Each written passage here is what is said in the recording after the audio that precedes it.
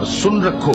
کہ اللہ کی یاد سے ہی دل آرام پاتی ہیں۔ جو لوگ ایمان لائے اور عمل نیک کیے ان کے لیے خوشحالی اور عمدہ ٹھکانہ ہے۔ اور اگر شیطان کی طرف سے تمہارے دل میں کسی طرح کا وسوسہ پیدا ہو تو اللہ سے پناہ مانگو، بے شک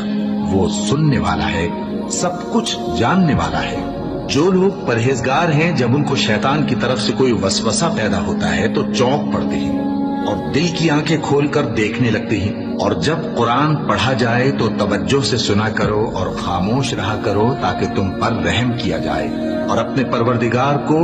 دل ہی دل میں عاجزی اور خوف سے اور پست آواز سے صبح و شام یاد کرتے رہو، اور دیکھنا